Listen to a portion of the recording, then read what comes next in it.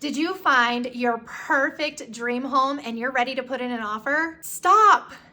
Back up a little bit. We need to get you pre-approved first.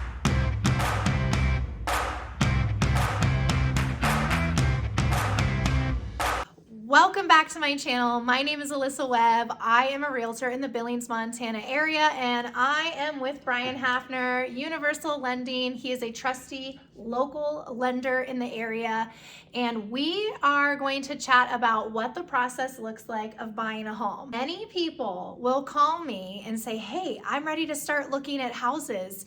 And I say, well, have you talked to the lender yet? Nope, I sure haven't.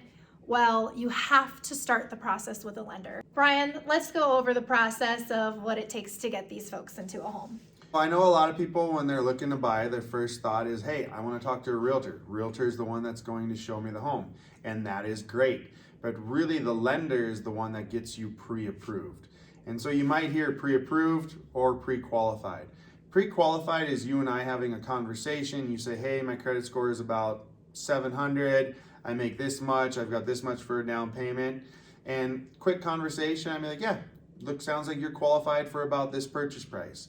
Where a pre-approval is where we actually sit down, you do an application, I pull credit, you get me some documentation, and I look it over, run it through our automated system and say, yeah, based off of everything that I can see, and maybe we do a verification. And so I say, you are pre-approved at this price point. And that just allows your offer to be so much more competitive in this market. Yeah.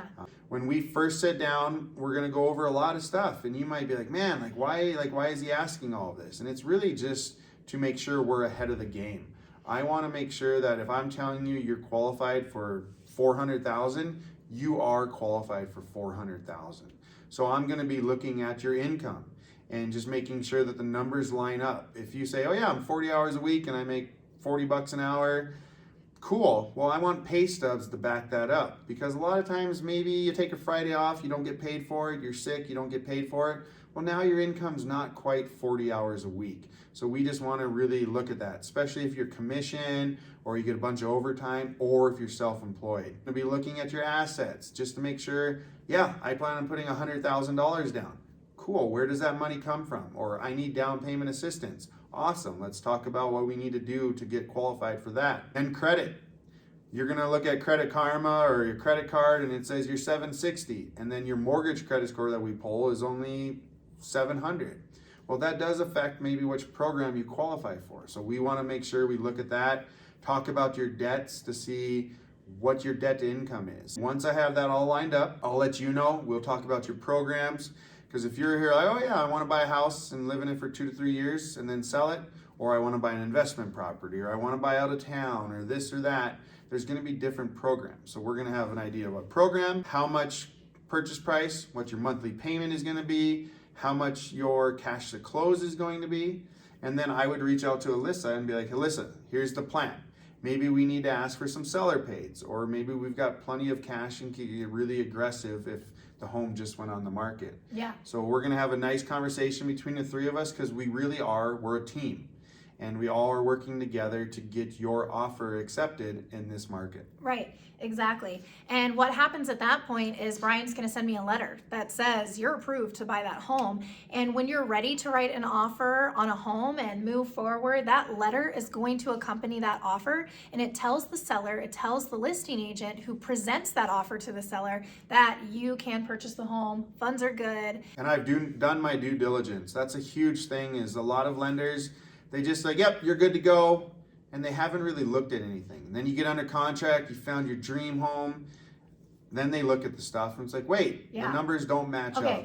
I have a story for this, Brian. This is horrible, guys. I hate to even share this. This just happened to me yesterday. I have a client who wasn't using you. They had their own lender. They found them online, came to me with that lender, and they did not do their due diligence. And sadly, things did not work out, and my client had to terminate on the house. And it's really a bummer. We don't want that to happen. So taking all these extra steps in the beginning is really great, because it makes the process, the rest of it, go a lot more smoothly. We're pre-approved, you send me the letter, and then next, that's where I come in and we can go house shopping.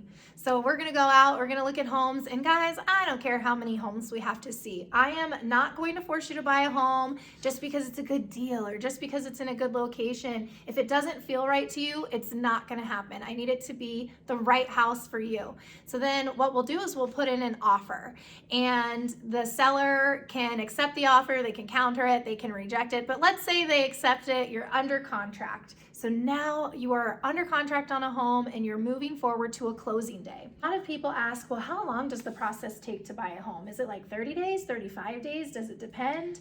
It really depends. If the seller's motivation is to get out of that house as soon as possible, we can move fast. It also does depend on the buyer though. But if everybody's on board to move fast, we can honestly close in 2 to 3 weeks if things line up. Wow. I would say an average closing is anywhere from 30 to 35 days. Yeah.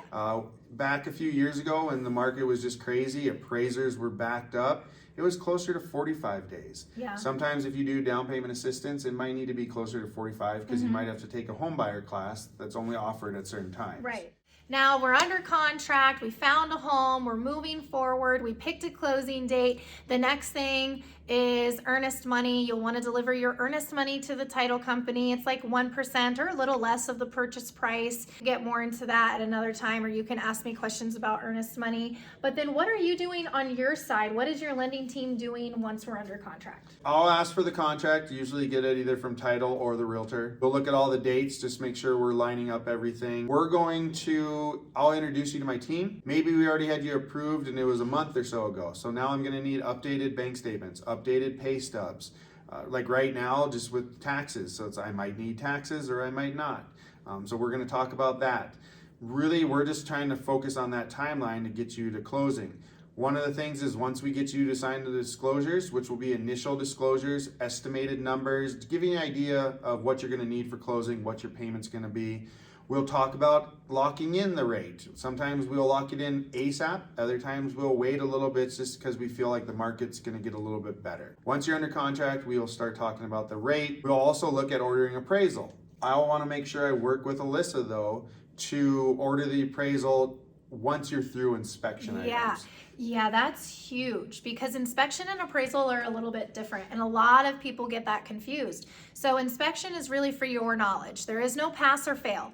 Inspection just reveals to you items in the house that may need repaired, replaced, cosmetic, minor stuff, major stuff, all the things, and you get to choose what you're going to ask the seller to repair or replace. Now, when it comes to certain loan types, VA, FHA, USDA, right? They have some guidelines for the appraisal of what can pass. So you can't have peeling paint, cracked windows, foundation problems. There's some things that an appraiser will look for.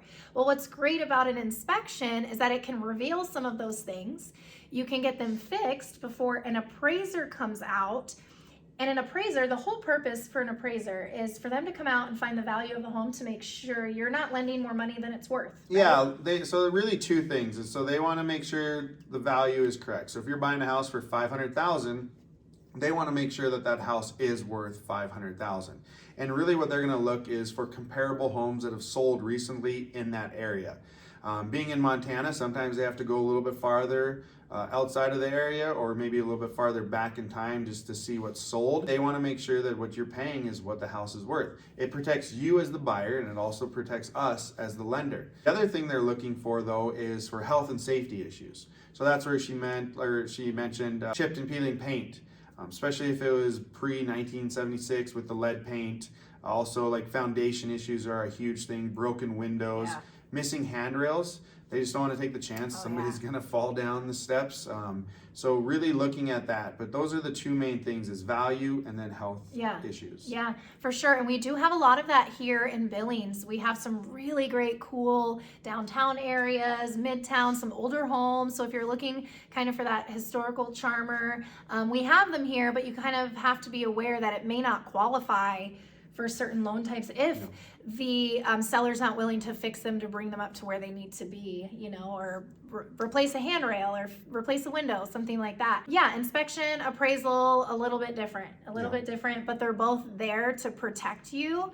But those are some of the hurdles to expect when under contract on a home. As a lender, when we're going through this process, we're going to ask you a lot of questions. Like we're going to ask kind of names that popped up on the credit report, old addresses that have popped up, things you might be like, geez, I lived in that house 8 years ago. It was my parents' home. Like, why does it matter? It doesn't really. We just have to make sure that you don't have ownership in it or you never had ownership in it. Yeah. Just certain things that letter of explanations will clear up. And then we'll get everything submitted to the underwriter. By the next day or so, the underwriter comes back and is like, cool, this looks good, this looks good. I need another explanation on this. We're waiting for the appraisal to come back. We get all that in, we send it to the underwriter one more time. And the underwriter's job is to underwrite to the guidelines given forth by the programs. A lot of times these programs are through the federal government. And so once we have all that cleaned up, then we get the clear to close. It's a great, joyous occasion. And sometimes we get that the day or two before closing, and sometimes we get it a few weeks before closing. We either move closing up or we keep it on the same day. And we do close with the title companies here in Montana, which is awesome because we have amazing local title companies. We do. That's kind of a rundown of the process. I think that about covers it, but if you guys have any questions on what the entire process looks like from start to finish, don't be afraid to reach out to us. Our contact information is in the description below. Make sure you like and click to subscribe and stay tuned because soon we are going to go over what not to do when you're buying a home and under contract. That'll be fun. That's a big one. Bye.